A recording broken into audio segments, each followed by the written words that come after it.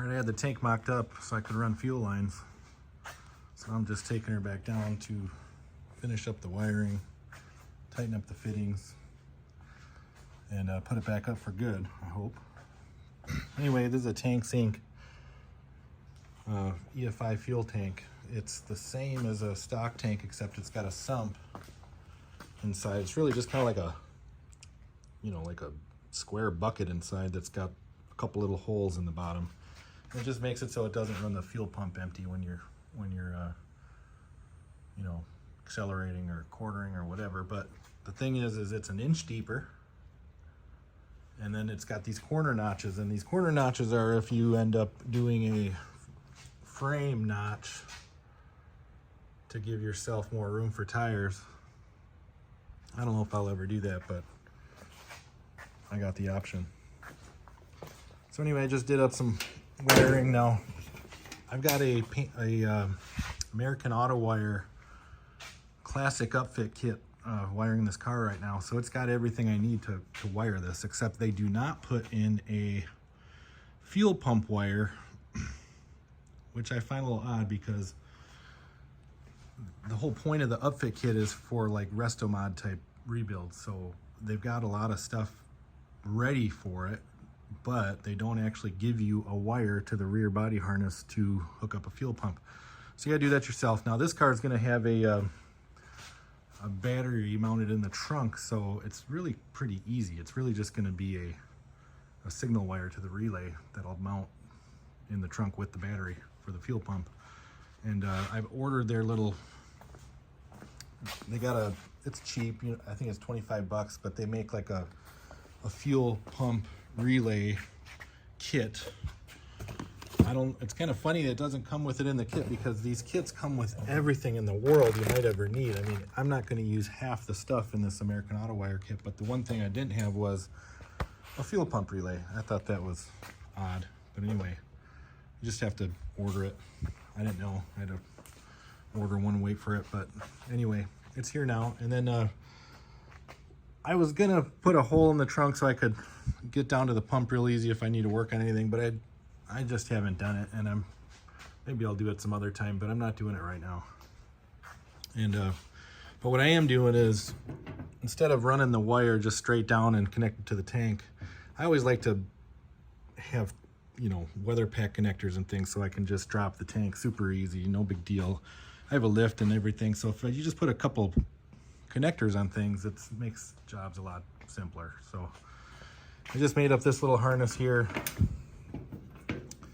I'm using the Tanks Inc CPP fuel pump hanger. Now I didn't use their fuel pump. CPP actually sells the same fuel pump assembly that goes with their tanks, but without a pump right through CPP. So I've got a bigger pump on it, but otherwise it's the same thing. I made up some stainless hard lines. You can buy cheap Teflon hose nowadays, and it's good, nothing wrong with that. But really, once you have the tools, and if you get a good deal on AN fittings like eBay, I bought a bag of 100 AN6 fittings for $100. So and then I had to order the fair rule, but I think they were $1 each too from Aircraft Spruce. So I got $2 in each fitting. It's 40 bucks for 25 feet of stainless hardline. And then you end up with really kind of the best possible fuel line you could have once you know how to make nice bends, but it's cheaper than the cheapest Amazon Teflon fuel hose at that point. So I just kind of like it. I always think it looks cool to have super nicely bent hardlines. Now these are just kind of out of place now because I have the tank out, but I'll show a little picture of it when I put the tank back in. They're running pretty neatly, and then they're just going to run back up to here. I got to figure out where I'm going to put the Corvette regulator, but what I wanted to do was have a way to get through all this mess back here, because it's a pain.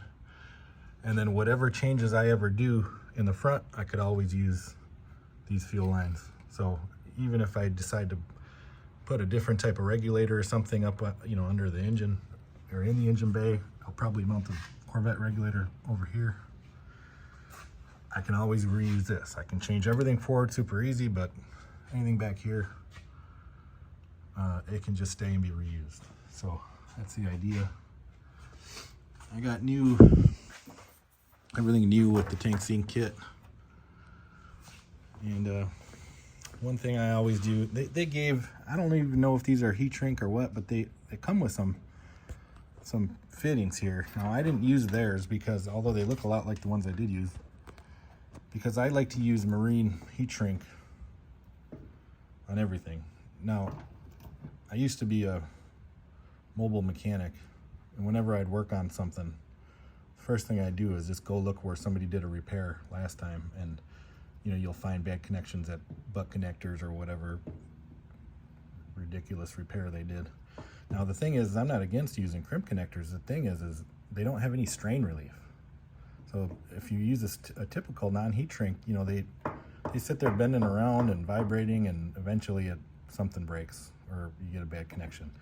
Marine ones, not only do they heat shrink to seal the connection, that's great, but it holds the wire. So it's got strain relief. So that's what I'm doing. I always like to just Amazon up with some of this stuff to make a nice job, even if it just makes me happy. But they got all this stuff on Amazon to make nice harnesses, so I always like to have this stuff on hand. All right, finish up here.